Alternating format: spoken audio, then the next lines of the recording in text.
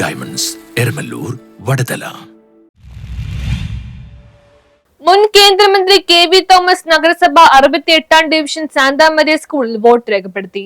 മുൻ കേന്ദ്രമന്ത്രിയും സംസ്ഥാന സർക്കാരിന്റെ ഡൽഹി പ്രതിനിധിയുമായ KV തോമസ് നഗരസഭ 68ാം ഡിവിഷനിലെ സാന്താമരിയ സ്കൂളിൽ വോട്ട് രേഖപ്പെടുത്തി. രാവിലെ 11 മണിയോടെ എത്തിയാണ് KV തോമസ് വോട്ട് രേഖപ്പെടുത്തിയത്. ഇത്തവണ ഭാര്യയില്ലാതെയാണ് KV തോമസ് വോട്ട് രേഖപ്പെടുത്താൻ എത്തിയത്. തോമസ് മാഷിന്റെ സഹധർമ്മിണി മരിച്ചതിനു ശേഷമുള്ള ആദ്യ തെരഞ്ഞെടുപ്പാണ്. അതുകൊണ്ട് തന്നെ ഭാര്യയില്ലാതെ ആദ്യമായാണ് തോമസ് മാഷ് വോട്ട് രേഖപ്പെടുത്താൻ എത്തുന്നത്.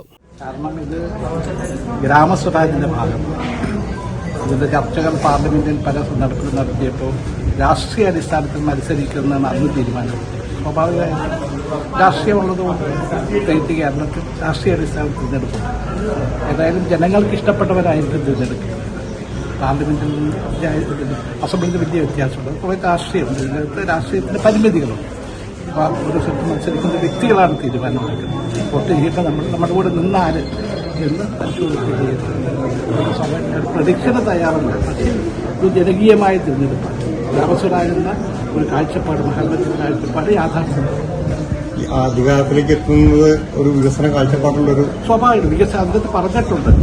ഈ ഗ്രാമപഞ്ചായത്തുകളുടെ വികസനത്തിന് കേന്ദ്ര സംസ്ഥാന ഗവൺമെന്റുകൾ സഹായിക്കുന്നു. കാര്യമെന്ന് പറയട്ടെ, കഴിഞ്ഞ പ്രാവശ്യം 28% ഉപയോഗിച്ചിട്ടുണ്ട്. അപ്പോൾ ഗ്രാമപഞ്ചായത്തുകൾക്ക് വ്യക്തമായ സഹായം കേന്ദ്ര സംസ്ഥാന ഗവൺമെന്റ് നൽകണം. തദ്ദേശ സ്വയംഭരണ തെരഞ്ഞെടുപ്പ് സ്ഥാനാർത്ഥികളെ നോക്കിയാണ് വോട്ട് രേഖപ്പെടുത്തുന്നതെന്ന് തന്റെ വ്യക്തിപരമായ അഭിപ്രായമെന്നും തോമസ് മാഷ് വ്യക്തമാക്കി. ഇതാണ് ഇതിന്റെ ഈ കൺസെപ്റ്റിന്റെ. അതുകൊണ്ട് തീർച്ചയായും ഈ തിരഞ്ഞെടുപ്പിൽ ഞാൻ കണ്ടിട്ടില്ല. ഞാനിപ്പോൾ 68 മുതൽ വരുന്നതാണ്. ഇപ്രാവശ്യം എൻ്റെ ഭാര്യ ഇല്ലാതെ വരുന്നത് ആദ്യമായിട്ട് ദുഃഖമാണ്. അപ്പം അന്നത്തെ കാലത്തും ഞാൻ ഈ തദ്ദേശ സ്വയംഭരണ തിരഞ്ഞെടുപ്പിൽ തീർച്ചയായും നമുക്ക് വ്യക്തിപരമായ താല്പര്യമുള്ള ഒത്തിരിയാണ്. നമ്മുടെ കൂടെ നിൽക്കുന്നതാണ്.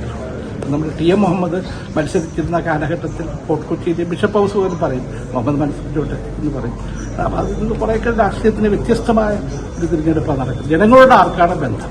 നമ്മുടെ നിത്യജീവിതത്തിൽ ബന്ധപ്പെടുന്നത് കൗൺസിലർമാരും പഞ്ചായത്തുമാരും. പിന്നെ ഇലക്ട്രിക് ബില്ലടക്കാൻ, വാട്ടർ ബില്ലടക്കാൻ, നമ്മുടെ കൊച്ചു കൊച്ചു കാര്യങ്ങൾക്ക് അവരാണ് വരുന്നത്. News bureau, Thoppumpady.